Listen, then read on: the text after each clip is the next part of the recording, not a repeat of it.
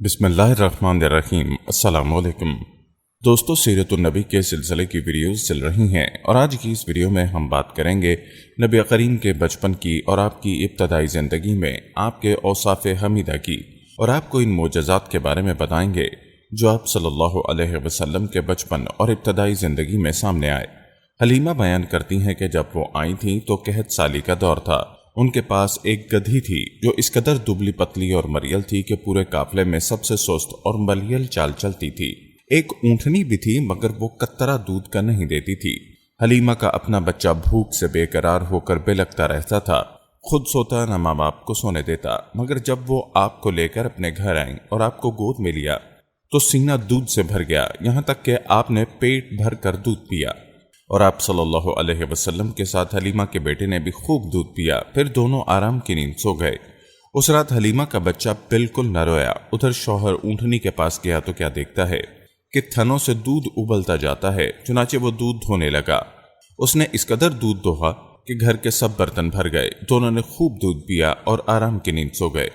دوستو، کہا جاتا ہے کہ حلیمہ سعدیہ کا گھرانہ سب سے زیادہ قحط زدہ تھا، لیکن مکہ سے واپسی کے بعد ان کی حالت یہ ہوئی کہ بکریاں چر کر گھر واپس آئیں تو گھونگی نکلی ہوئی تھی اور تھن دودھ سے لبریز تھے۔ اب گھر والے خوب دودھ پینے لگے، جبکہ قحط کی وجہ سے دوسرے گھرانوں کو دودھ بالکل نہیں ملتا تھا۔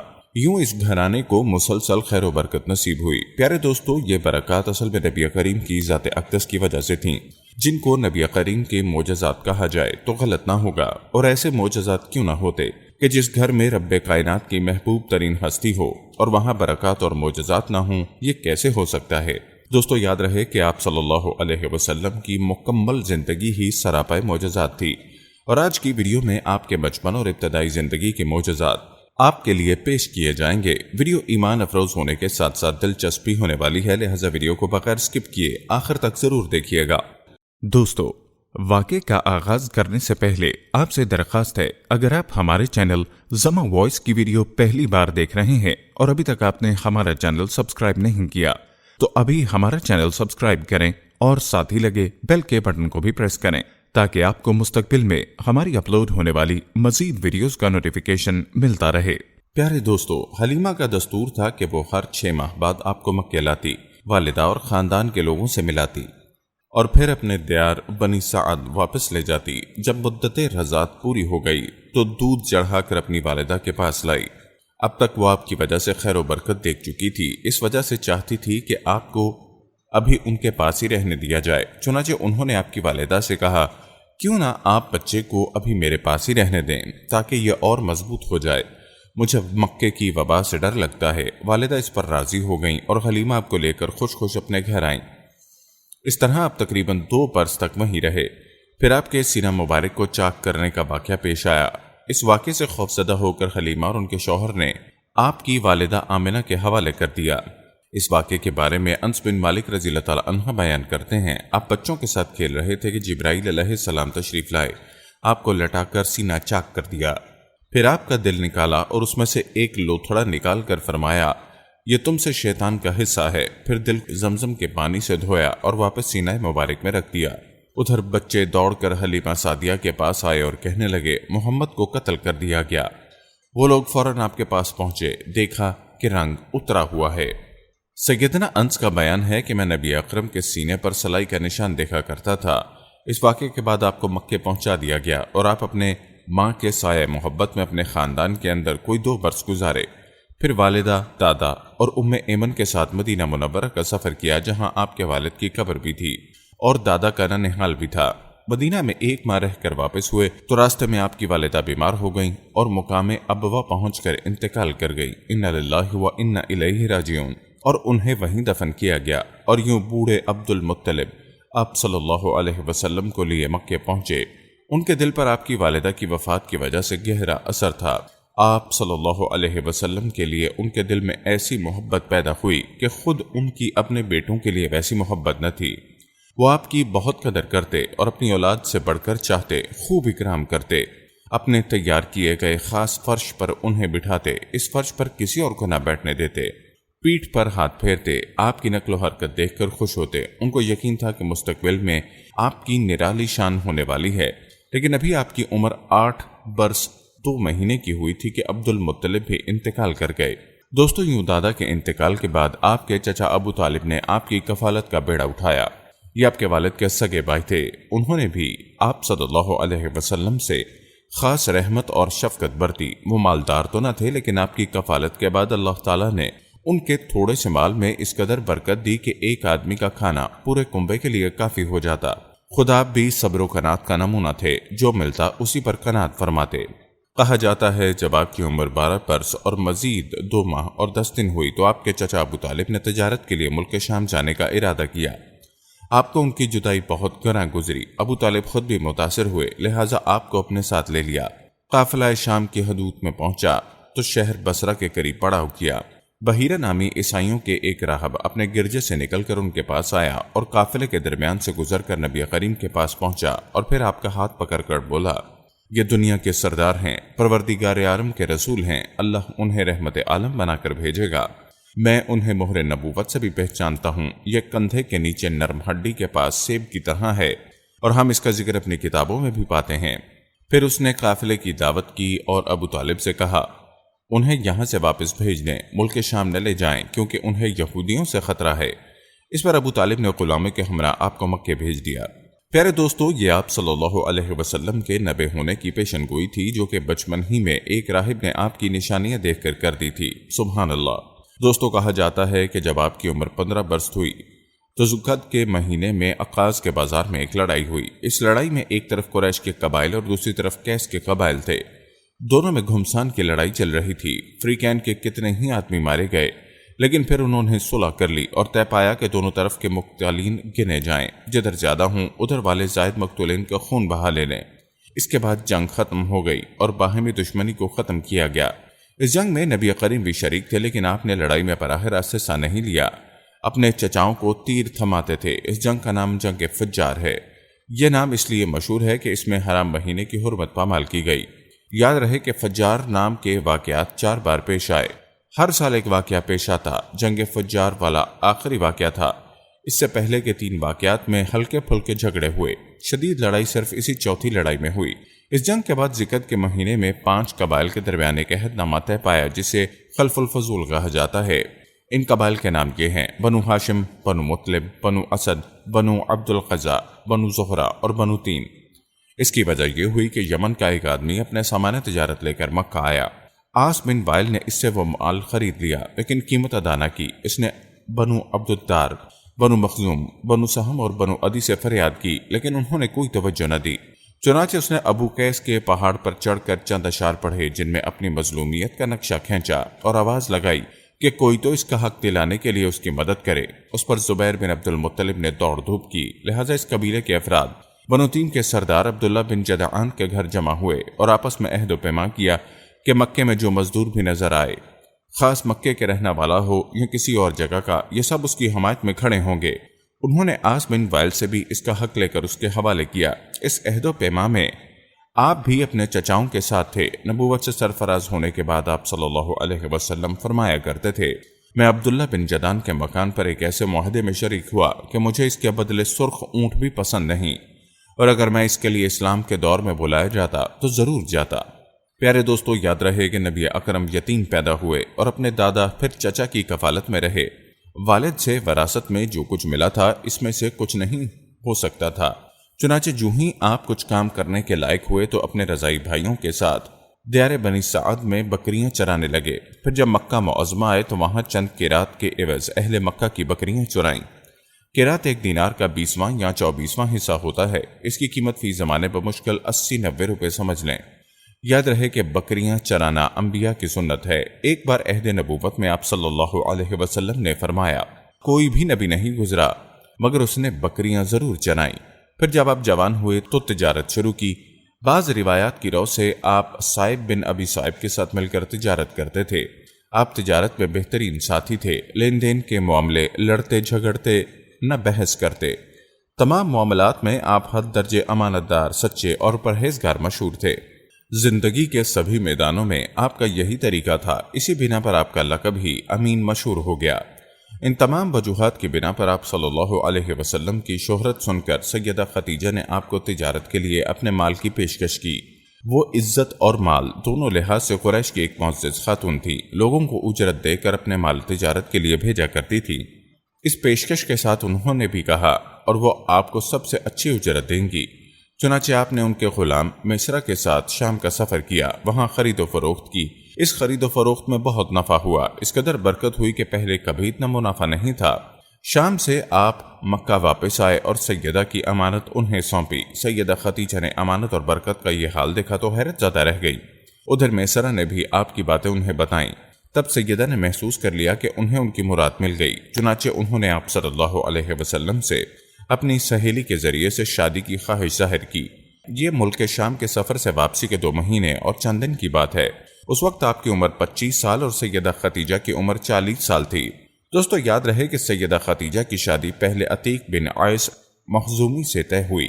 وہ انتقال کر گیا تو ابو خالہ تیمی سے ہوئی، تو اس سے ایک بچہ بھی ہوا، مگر پھر ابو خالہ بھی فوت ہو گیا۔ اس کے بعد بڑے بڑے سرداران قریش نے شادی کا پیغام دیا، مگر سیدہ خدیجہ راضی نہ ہوئیں، یہاں تک کہ اللہ نے انہیں آپ صلی اللہ علیہ وسلم کی طرف مائل کر دیا اور اس طرح سیدہ کو آپ کی زوجیت کا شرف حاصل ہوا۔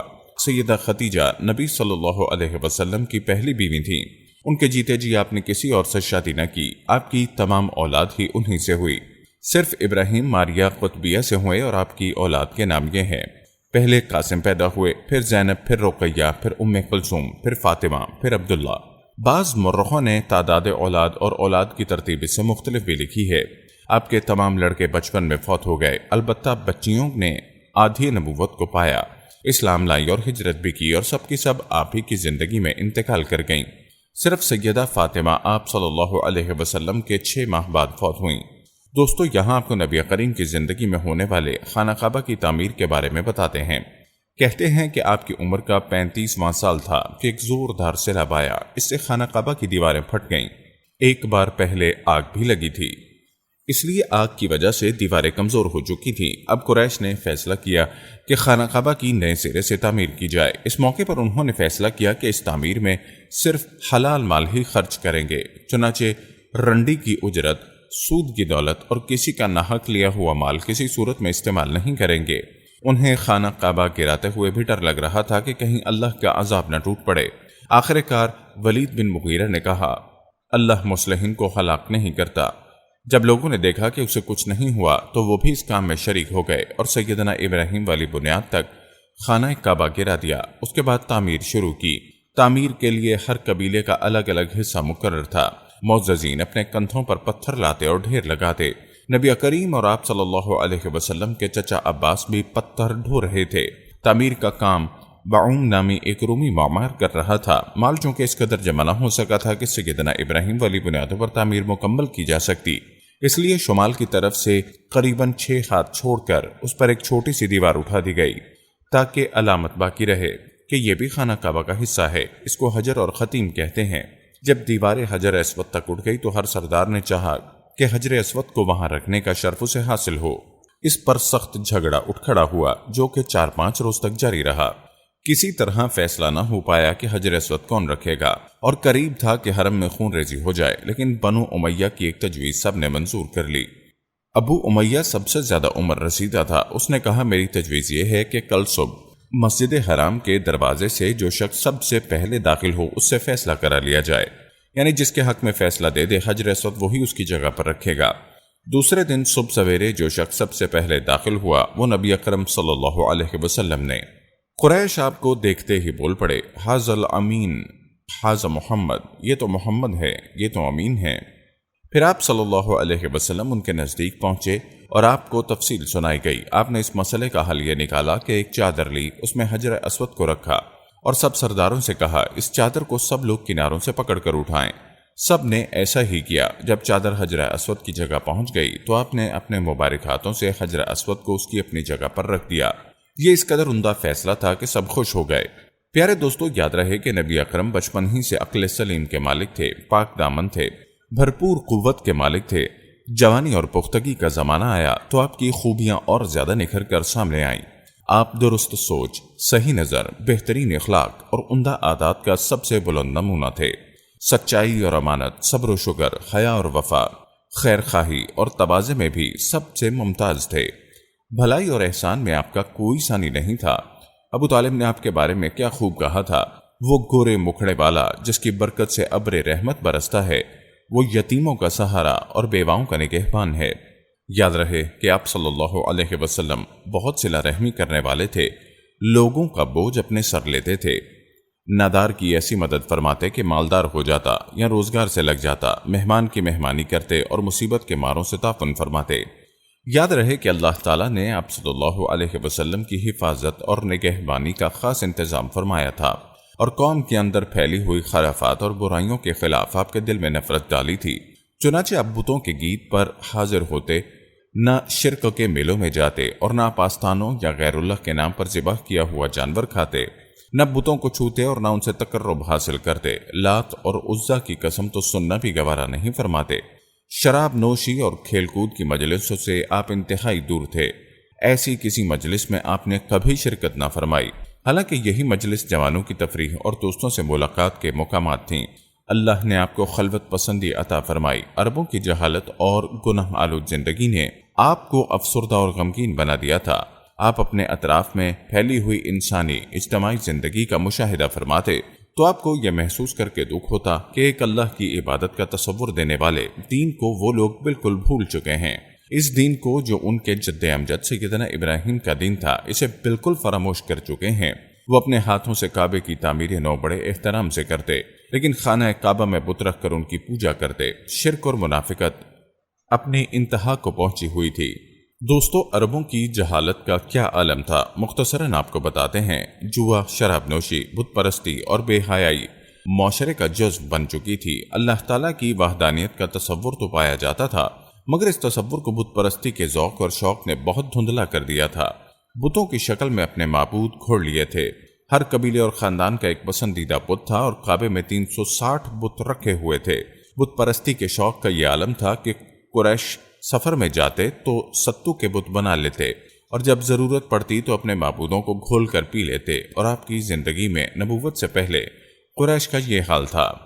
قریش کے معاشرے اور عرب کے ماحول میں عزت بیچاری کی حالت اس قدر پست، ذلیل اور ردی کی تھی کہ وہ اونٹوں، بکریوں اور قلے کی طرح تجارت کی تیس بن چکی تھی۔ شادیوں پر کوئی پابندی نہیں روک سکتا تھا، کوئی مرد جتنی عورتوں سے چاہے شادی کر سکتا تھا، دوسری طرف عورت بھی جتنے مردوں کو پسند کرے ان سے تعلق پیدا کر سکتی تھی۔ چوری چھپے آشنائی سے لے کر کھلی بے حیائی تک ہر برائی کی جاتی تھی۔ پستی کی انتہا یہ تھی کہ منقولہ اور موروثی جائیداد کی طرح باپ کی بیویاں بھی بیٹے کو ورثے میں ملتی تھیں، اور وہ اپنی حقیقی ماں کے سوا اپنی سوتیلی ماں سے شادی کرنے میں کسی عار کو محسوس نہیں کرتے تھے۔ لیکن دوستو، اس بے حیائی کے ساتھ عربوں میں ایک شدید مجرمانہ قسم کی غیرت بھی پائی جاتی تھی۔ وہ یہ کہ ہماری لڑکیاں کسی کو بیاہ ہی نہ جائیں، کوئی مرد ہمارا داماد نہ بنے۔ سنگ دلی کی حد تھی۔ اس غیر فطری غیرت کے سبب لڑکیاں زندہ دفن کر دی جاتی اور اس انتہا درجے کی بے رحمی پر الٹا فخر کیا جاتا۔ آقا کو غلاموں کی موت اور زندگی پر پورا مالکانہ اختیار حاصل تھا۔ ملک میں کوئی مرکزیت نہیں پائی جاتی تھی۔ ہر قبیلہ اپنے ایک سردار کے ماتحت خود مختار بنا بیٹھا تھا۔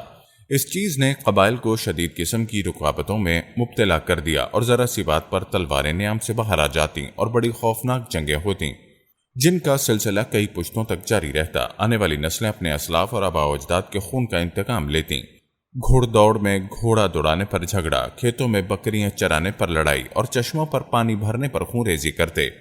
اور جہالت کا یہ عالم تھا کہ اپنے دشمنوں کو قتل کر کے ان کی کھوپڑیوں میں شراب پیتے تھے۔ عرب قوم جاہل تھی، مگر انہیں اپنی شاعری اور زبان دانی پر اتنا گھمنڈ اور غرور تھا کہ ساری دنیا کو اپنی فصاحت اور شاعری کے مقابلے میں گونگا خیال کرتے۔ تو ہم پرستی انتہا کو پہنچی، ذرا ذرا سی بات پر فال نکالتے، پاسیں پھینکتے، ہر طرف کہانت کا زور تھا۔ کاہنوں سے اپنی تقدیر اور مستقبل کے بارے میں پوچھتے۔ عرب کے باشندے اس آدمی کو قابل عزت اور شریف سمجھتے جس کے پاس زیادہ اونٹ، بکریاں اور کھجور کے باغات ہوں، بہت سی دولت، بہت سے غلام اور کنیزیں ہوں۔ نیکی، پرہیزگاری اور شرافت کا تصور ہی ان کے ذہنوں سے نکل چکا تھا۔ یہی وہ دور تھا جس کو دور جہالت کہا جاتا۔ دوستو، عرب کے معاشرے کی برائیوں نے ان کی فطری صلاحیتوں کو دبا دیا، مثلاً شجاعت، حریت، عہد کی پابندی، مہمان نوازی، جفاکشی، فصاحت اور زباندانی، خود اعتمادی اور کسی کی مدد لیے بغیر اپنی حفاظت خود کرنے کا جذبہ۔ ان تمام خوبیوں سے عرب آشنا تھے، لیکن ان کی یہ خصوصیات صحیح رہنمائی نہ ہونے کی وجہ سے غلط راہوں میں پڑ گئیں۔ دوستو، آپ کو بتاتے چلیں کہ ملک میں بعض ایسے قبائل بھی پائے جاتے تھے جو خانہ بدوش تھے۔